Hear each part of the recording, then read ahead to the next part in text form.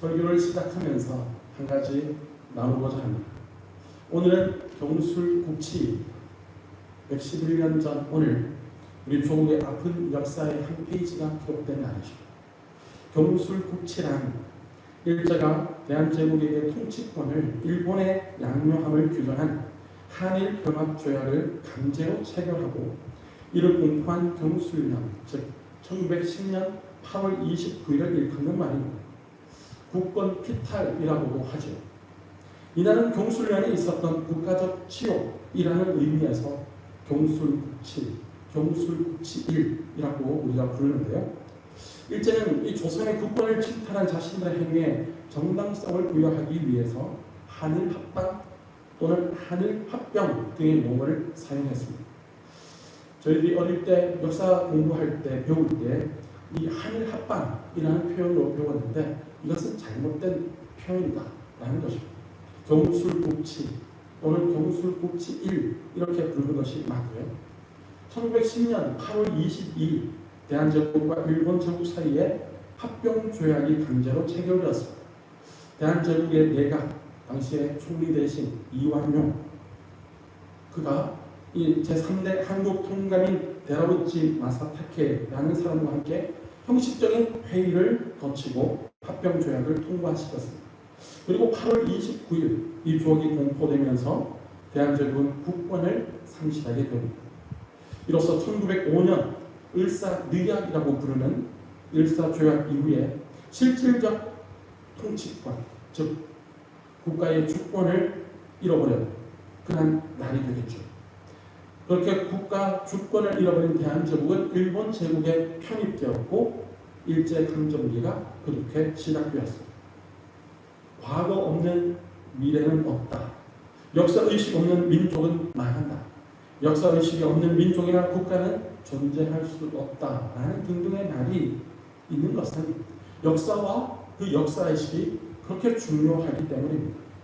오늘 이 아프가니스탄의 탈레반의 이 사태를 바라보면서 과거의 역사와 역사의식이 얼마나 필요하고 중요한지를 우리는 다시금 깨닫습니다. 아프가니스탄의 지하교회와 그 나라 그 민족을 위해서 우리가 기도해 줘야 되겠죠. 또 미얀마의 군부 쿠데타도 마찬가지입니다. 또 하이티는 얼마 전 대통령이 암살을 당했고 코로나19로 여전히 어려운 가운데서 7.2 강진, 지진이 몰아쳐서 엄청난 고통 가운데 있습니다. 10여 년 전에도 하이티는 지진으로 엄청난 피해와 고통을 겪었는데요. 그때 우리 한국교회 봉사단이 한국교회 봉사단이라는 단체가 가서 재건 사업에 엄청난 일을 했는데 지금도 이 하이티에서 한국교회 봉사단에 도움을 요청해서 그렇게 도움을 주겠다라고 결정을 한 것으로 뉴스를 봤습니다. 참으로 감사한 일이죠. 8월을 보내면서 우리가 8.15 광복절을 기억하듯이 8.29 이 경술국치일도 기억하여서 다시는 우리나라에 이런 아픔을 겪지 않도록 믿음의 성도들인 우리가 나라와 민족을 사랑하고 기도하며 하나님을 잘 섬기는 그런 복된 성도들이 되시기를 간절히 소원합니다. 이렇게 나라와 민족을 위해서 기도하고 성삼의 하나님을 잘 섬기려고 오늘 8월 5째 주일을 기억하여서 예배로 하나님께 영광을 돌리는 성도된 우리 모두에게 오늘도 우리 주님의 은혜와 평강이 충만하시기를 간절히 바랍니다. 오늘 함께 읽은 이 본문의 말씀을 중심해서 은혜를 아는 사람이라는 제목으로 함께 은혜를 나누고자 합니다. 오늘 본문은 우리가 잘 아는 바와 같이 다윗의 이야기의 한 부분입니다. 다윗왕은 우리가 아는 바와 같이 이스라엘의 역대 왕들 중에 가장 훌륭한 왕이죠. 역대 왕들 그 모든 왕들의 평가 기준이 되는 왕, 그 사람이 바로 다윗 왕입니다. 하나님께서 인정하신 왕이죠. 사도행전 13장 22절 중하반절에 보니까 내가 이새의 아들 다윗을 만나니 내 마음에 맞는 사람이라 내 뜻을 다 이루리라 라고 말씀하시며 하나님께서 이 다윗을 극찬하고 있는 것을 보게 됩니다. 다윗은 사울왕 때문에 사울왕으로 말미암아 가정 고생을 겪었습니다. 그러다가 드디어 다윗은 이스라엘 왕이 되었습니다. 오늘 함께 읽은 이 본문에 앞서서 사무엘하 5장 1절에서 5절에 그 말씀이 기록되어 있습니다. 다윗이 사울 왕에게 쫓겨다니다가 사울 왕이 죽고 난 후에 헤브론에서 30세에 유다 사람들에 의해서 왕으로 추대됩니다. 그리고 그곳에서 7년 6개월을 통치하죠. 또 예루살렘에서 33년 동안 온 이스라엘과 유다를 다스립니다. 예루살렘에서 다윗은 통일 왕국을 다스렸죠. 다윗이 통치하던 기간 중에 많은 친척들이 있습니다. 그 중에서 가장 중요한 업적 가운데 하나가 바로 이 예루살렘을 왕도와 국가의 수도로 세운 것입니다. 다윗이 왕이 되고 난 후에 제일 먼저 한 일이기도 한데요. 그러기 위해서 예루살렘을 빼앗았다라는 것입니다. 그 위에 보면 예루살렘은 종교의 중심지, 행정의 중심지, 상업의 중심지, 교육의 중심지, 문화의 중심지, 꼭 우리 한국과 같이, 한국의 서울과 같은 그런 수도, 그것이 바로 예루살렘입니다. 다윗이 택한 곳이기도 하지만 성경은 하나님께서 택하셨다라고 이야기하고 있습니다. 이스라엘 왕이 된 다윗은 우선 이스라엘의 수도를 건립하려고 했습니다. 그는 여부수 족속들이 거하고 있는 이 예루살렘, 시온 산성, 이것을 후보지로 확정합니다. 그리고 다윗과 그의 부하들이 헤브론에서 예루살렘으로 올라갑니다. 그곳을 수도로 정했기 때문입니다. 가나안 땅은 하나님께서 허락하신 약속의 땅이죠. 가나안 족속들이 그 약속의 땅에서 다 멸하고 다 나가야 되는데 아직도 그곳에 남아있는 족속들이 있었다는 겁니다. 그런데 여부수 족속이 오랫동안 그곳에 살고 있었습니다. 그래서 오늘 본문 6절 말씀에서 다윗 왕과 그의 부하들은 예루살렘으로 가서 그 땅 주민 여부수 사람을 치료했습니다. 그런데 그 여부수 사람들이 다윗에게 이렇게 얘기합니다. 내가 결코 이리로 들어오지 못하리라. 맹인과 다리 저는 자라도 너를 물리치리라 라고 이렇게 조롱하듯이 이야기했습니다. 그리고 그들은 정말 다윗이 그리로 들어오지 못하리라고 생각했죠. 왜냐하면 그곳은 천연의 요새였기 때문입니다. 예루살렘은 천연적으로 요새화되어 있었기 때문에 함부로 공격하기 어려운 곳이었습니다. 그래서 여부수 사람들은 다윗이 정말 이리로 들어오지 못하리라고 생각하고서 그렇게 다윗에게 조롱하듯이 얘기했습니다. 맹인과 다리 저는 자라도 너를 물리치리라. 이것은 누구든지 연약한 사람이라 할지라도 다윗과 다윗의 그 군대를 쉽게 물리칠 수 있을 정도로 예루살렘은 천연의 요새였습니다. 그렇습니다. 참으로 이 예루살렘은 방어하기는 쉽고 공격하기는 어려운 지역이었기 때문입니다. 그런데 다윗은 이와 같은 천연 요새를 어떻게 공략했습니까? 본문 8절의 말씀을 보면 다윗은 물 깊는 곳으로 올라가서 공격하라 라고 말합니다. 그날의 다윗은 누구든지 여부수 사람을 치거든 물 깊는 데로 올라가서 다윗의 마음에 미워하는 다리 저는 사람과 매비를 치라 라고 이야기하죠. 예루살렘이 천연적인 요새였지만 다윗이 이 물이 들어가는 수로를 타고 올라가서 그곳을 치고 그곳을 차지하고 점령하게 됩니다. 그래서 이것이 속담이 이어서 8절 하반절 말씀을 보니까 맹인과 다리 저는 사람은 집에 들어오지 못하리라 라는 것이 생겼습니다. 시온 산성을 빼앗은 이때부터 시온 산성을 다윗성이라고 불렀습니다. 다윗은 그 산성에 살면서 다윗성이라고 이름을 짓고 밀로에서부터 안으로 성을 둘러쌌습니다. 그런데 이러한 일은 다윗의 전술과 전략을 뛰어넘는 것이라고 성경은 분명히 말합니다. 오늘 본문 10절의 말씀을 다 같이 읽겠습니다. 시작. 만군의 하나님 여호와께서 함께 계시니 다윗이 점점 강성하여 간다. 아멘. 그렇습니다. 다윗은 하나님과 함께하는 사람이었습니다. 만군의 하나님 여호와께서 함께 계시니 다윗이 점점 강성하여져 간다. 다윗이 천연 요새와 같은 예루살렘을 차지한 것은 그의 뛰어난 전술과 전략, 그것을 뛰어넘는 하나님이 함께 하심의 역사가 있기 때문인 줄로 믿습니다. 만군의 여호와 우리 하나님께서 다윗과 함께 하셨기 때문입니다. 만군의 여호와 우리 하나님께서 다윗과 함께 하시니 다윗이 점점 강성하여진 줄로 믿습니다. 이것이 정답입니다. 사랑하는 성도 여러분, 이 10절의 말씀을 오늘 꼭 붙잡으시기를 간절히 소원합니다. 만군의 하나님 여호와께서 함께 계시니 다윗이 점점 강성하여 가리라. 다윗의 이름의 그 자리에 오늘 우리 자신의 이름을 넣어도 되는 거죠. 그러면 다윗과 같은 하나님의 놀라운 기적의 역사를 체험하고 우리도 경험하게 될 줄로 믿습니다. 11절 말씀에서 두루한 희랑은 다윗에게 사절들과 백향목과 목수와 석수를 보내었고 그들이 다윗을 위해서 집을 짓습니다. 또 12절 말씀에도 다윗은 여호와께서 자기를 세우사 이스라엘 왕으로 삼으신 것과 그 백성 이스라엘을 위하여 그 나라를 높이신 것을 알고 깨달았다 라고 말씀합니다. 그렇습니다. 여기에 다윗의 겸손함과 위대한 신앙이 드러나고 있습니다. 그런 의미에서 우리 함께 12절의 말씀을 한 목소리로 읽겠습니다. 시작. 다윗이 여호와께서 자기를 세우사 이스라엘 왕으로 삼으신 것과 그의 백성 이스라엘을 위하여 그 나라를 높이신 것을 알았다. 이렇게 오늘 우리 성도들도 다윗과 같이 겸손하기를 소원합니다. 다윗의 이 위대한 신앙을 오늘을 살아가고 오늘 이곳에 예배하는 우리가 본받기를 바랍니다. 다윗처럼 겸손한 하나님의 백성, 다윗처럼 위대한 신앙이 되시기를 간절히 바랍니다. 다윗은 그리고 은혜를 아는 사람이었습니다.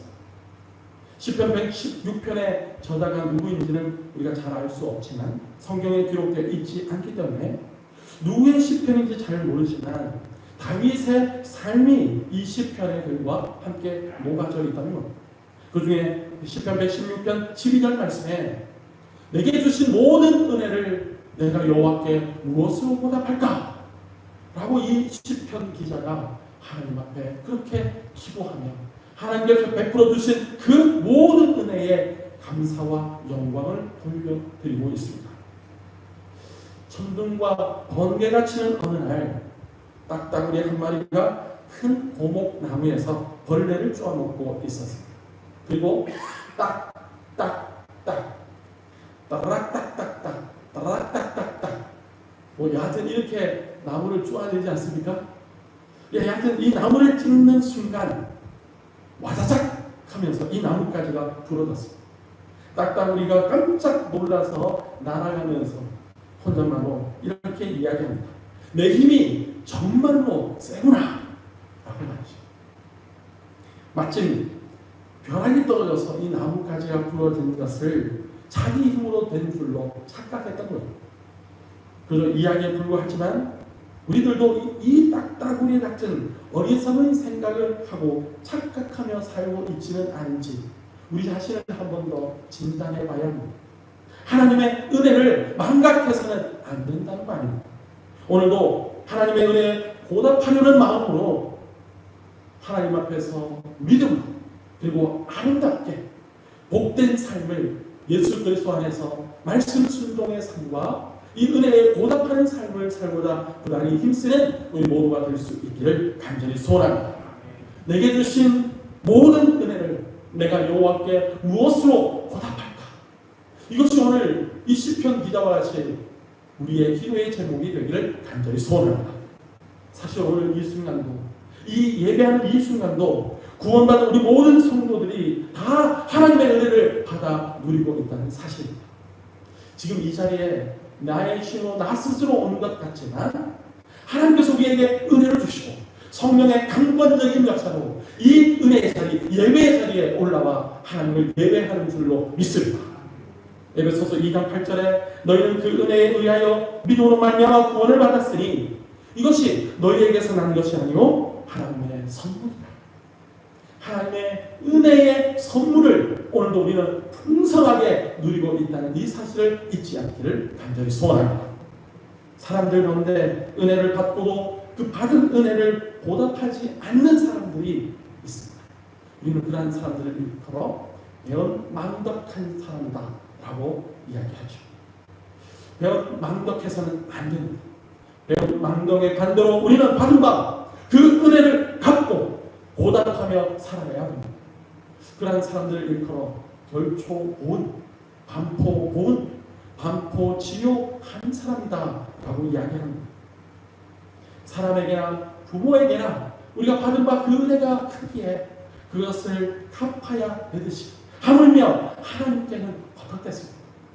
우리가 받은 바 하나님의 그 크신 은혜와 사랑을 다 갚을 길이 없다는 것을 인정하며 하나님 앞에 다시 한 번 더 겸손하게 엎드릴 줄 아는 성도가 되시기를 간절히 소원합니다.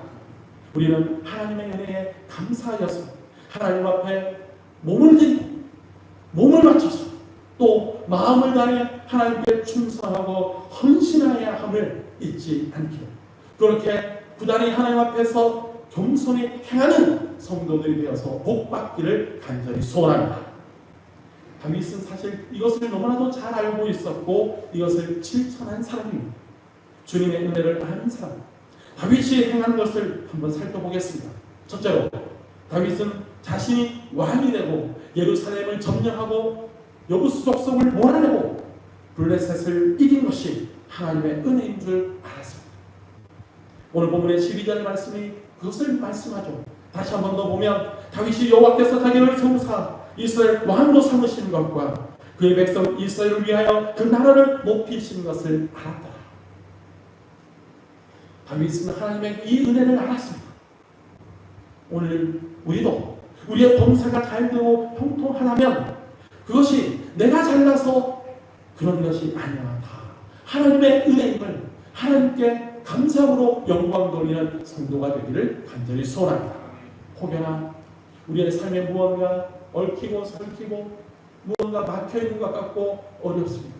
그러면 그것은 하나님께서 기도의 자리로 나오라고, 하나님 앞에 엎드리라고 하나님께서 부르시는 사인이요 신호를 알고 하나님 앞에 나와 하나님을 찾고 하나님께 부르짖는 성도가 되기를 간절히 소원합니다.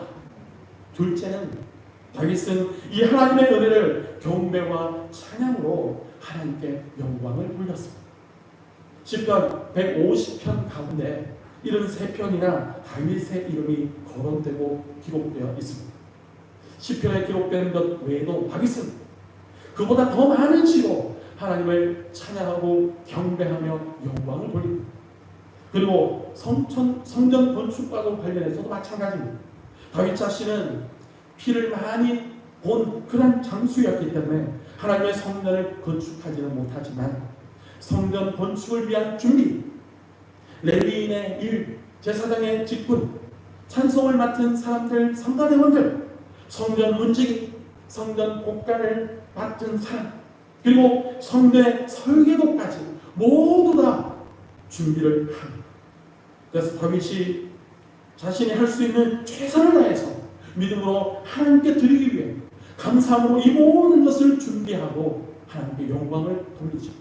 그리고 그의 아들 솔로몬 왕이 하나님의 성전 건축을 잘 할 수 있도록 이 모든 것을 준비하며 은혜로 찬양과 경배와 영광을 올려드렸다는 겁니다. 오늘 사는 우리들도 우리의 힘에 지나도록 하나님께로부터 받은 것을 하나님께 온전히 드릴 수 있는 성도가 되기를 간절히 소원합니다. 셋째는 다윗은 하나님의 은혜를 물질로도 보답했다는 겁니다. 다윗은 받은 바 하나님의 은혜를 이 주신 물질로도 보답하는 것을 성경은 기록하고 있습니다. 역대상 22장 5절 말씀에 다윗이 이르되 내 아들 솔로몬은 어리고 미숙하고 여호와를 위하여 건축할 성전을 극히 웅장하여 만국의 명성과 영광이 있게 하여야 할지라. 그러므로 내가 이제 그것을 위하여 준비하리라 하고 다윗이 죽기 전에 많이 준비하였더라. 다윗이 죽기 전에 이 성전 건축을 위해서 그렇게 많이 준비했다라고 성경은 말씀합니다. 다윗이 준비한 것 중에 성경에 기록된 것을 또 살펴보면 역대상 22장 14절에 내가 환난 중에 여호와의 성전을 위하여 금 10만 달란트와 은 100만 달란트와 녹과 철을 그 무게를 갈 수 없을 만큼 심히 많이 준비하였고 또 제목과 돌을 준비하였으나 너는 더할 것이냐. 내가 환난 중에 여호와의 성전을 위하여 준비하였다는 것은 그 많은 전쟁을 하면서도 이 어마어마한 것들을 준비했다는 것입니다. 우리가 어느 정도 어떻게 되는지는 상상하기 어렵지만 정말 많은 것을 어마어마하게 준비했다라는 것을 알 수가 있습니다. 역대상 29장 3절 4절 말씀에도 성전을 위하여 준비한 이 모든 것 외에도 내 마음이 하나님의 성전을 사모함으로 내가 사유한 금, 은으로 내 하나님의 성전을 위하여 드렸노니 곧 오빌의 금 3천 달란트 수는 7천 달란트라 모든 성전벽에 입히며. 이 말은 선물 받은 것과 자기 개인적으로 모든 것을 일컫습니다. 그리고 오빌의 금이라는 것은 최고의 금을 일컫습니다. 실로 준비한 양이 우리의 상상을 초월할 정도로 어마어마하게 많다는 겁니다. 이렇게 많이 준비하였기 때문에 솔로몬이 하나님의 성전을 금으로 다 입히고도 많이 남아서 성전 곡단에 넣어두었다라는 것이죠. 그렇게 많이 준비한 다윗은 아들에게, 이 솔로몬에게 너는 더 많이 준비하고 행하라 라고 당부까지 하였습니다. 물론 많이 드리는 것 중요하지만 역대상 29장 3절의 중반절 말씀과 같이 내 마음이 내 하나님의 성전을 사모하였다 라는 이것처럼 다윗은 마음을 다하여 하나님을 사랑하고 하나님의 성전을 사모했습니다. 오늘의 살아가는 우리들도 물질의 많고 적음이 아니라 하나님께서 우리의 마음과 중심을 보시기에 우리의 마음을 드리고 우리에게 주어져 있는 것, 그것을 가지고 힘의 시간으로 하나님 앞에 드림으로 기쁨으로 즐거움으로 드려서 하나님의 기쁨이 되는 우리 모든 성도들이 되시기를 간절히 소원합니다. 다윗은 이스라엘의 왕이 되었고 이스라엘의 진정한 왕이요 자기 자신의 왕은 만군의 여호와 하나님이시라는 사실을 항상 기억하고 있었습니다. 그렇습니다. 다윗은 교만하거나 자만하거나 오만하지 않았습니다. 항상 하나님 앞에 겸손했습니다. 그래서 그는 시편에 하나님을 나의 왕으로 나의 하나님으로 높이고 찬양합니다. 오늘 우리는 예수님을 우리 자신의 주인이요 주님으로 모시고 왕으로 모시고 정말 그렇게 살고 있습니다. 교회에 다닌다고 하는 그렇게 많은 사람들이 말로는 예수님이 나의 주님이시오 나의 주인이시다 라고 말하지만 그들의 생활을 보면 예수님이 아니라 자기 자신이 자기의 인생의 주인이 되어서 사는 사람들이 많다는 것입니다. 참으로 안타까운 일이죠. 하나님께서 수입의 10분의 1은 내 것이라고 하셔도 온전한 11조 헌금하기가 왜 그렇게 어렵습니까? 하나님께서 7일 한 주간 중에서 하루를 내 것이라고 하셔도 온전한 주일 성수하는 것이 왜 그렇게 어렵습니까? 시간을 이어서 주님의 몸된 교회 앞에 충성하는 것이 왜 그렇게 힘이 듭니까? 왕이신 예수님이 마음에 계시답니다. 자기 마음대로 자기의 인생을 자기 마음대로 주님의 몸된 교회를 좌지우지할 수는 없겠죠. 우리 깊이 한 번 더 생각해보는 시간이 되기를 바랍니다.